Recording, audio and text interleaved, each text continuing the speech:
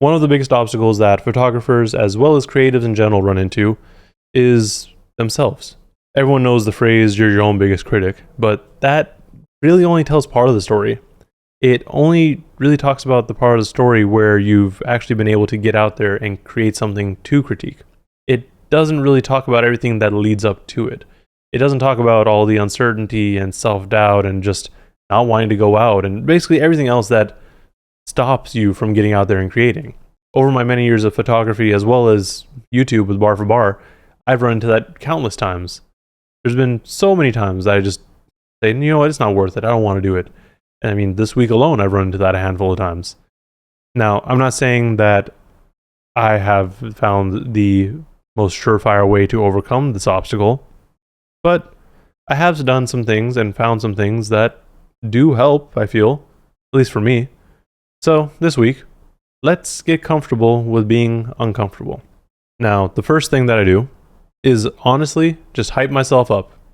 As silly as that sounds, I have to constantly remind myself that if I go outside and do this thing that I was either invited to or want to go to, like if I go out, I'm going to enjoy myself. I may feel weird about it at first. I may take some time to warm up, but that is totally fine. Like just get out there and have fun. And that's for anything, whether it's a show, an event, just hang out with friends, going to dinner, like anything. Once I kind of hype myself up and convince myself to go, what do you do? Well, the best thing that I found, just in general, is to bring your camera with you. You can bring your camera literally everywhere because cameras are so small these days. And what I do personally is I carry it in the sling bag right here. It is from Stable Goods. They are a local company from the Bay Area. This bag is not a camera bag by any means. It is just very much a regular sling bag. I do that because I do a lot of street photography and I don't want people to know that I have a camera with me because camera bags are very obviously camera bags.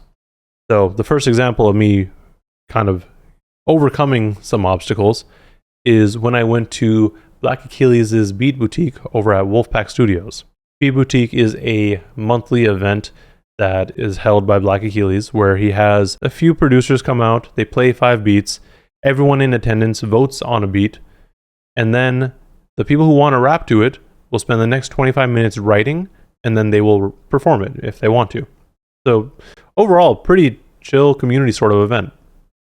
Now, I did not decide that I wanted to go until half an hour after it started, because I was unsure that I would enjoy myself. But once I got there, what did I do? Sat in a corner. I sat up in a corner up against the wall and played on my phone because I'm an awkward individual. And that lasted a good 15 to 30 minutes.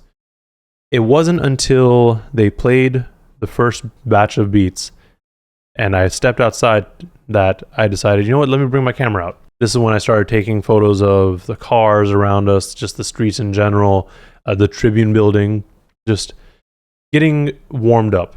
And then once that started happening, we went back inside and I just started taking photos of everyone there and had a genuinely good time. And I mean, to be fair, I would have had a good time regardless, even if I wasn't there taking photos, but this kind of helped me relax more.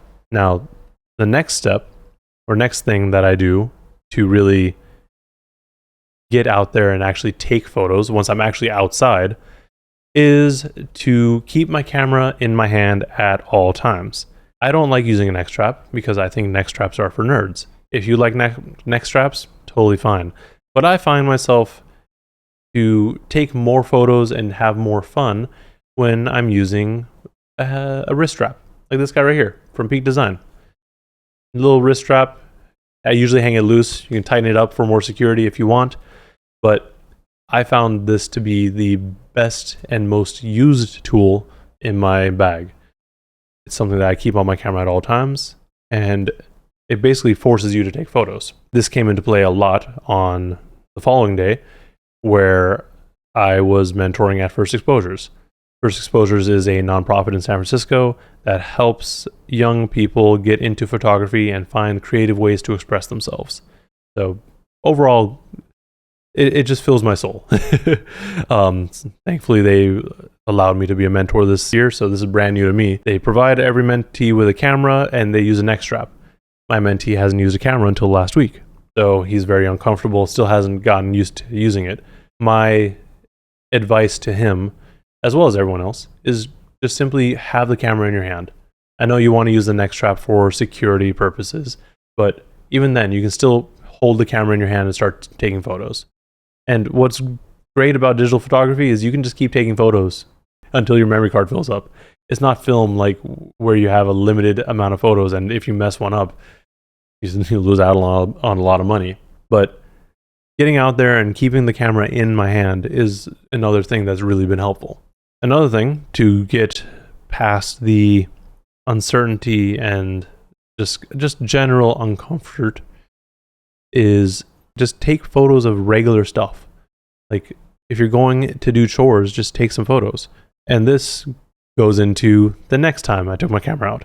We had to go pick up some stuff from the store.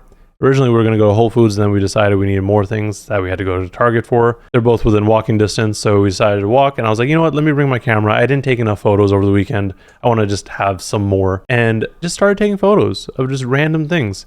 And one, I've realized that this is a good way to help practice, because with every skill you got to practice to some degree. But two, it's also a good way to just get more comfortable with being outside and taking pictures of stuff in general. So with that said, this goes into the next step or next event for me, and that was the listening party for Earl Sweatshirt and the Alchemist's latest album, Voir. They had a bunch of listening parties, mostly in LA, but they did have one in Oakland, over at Lois the Pie Queen.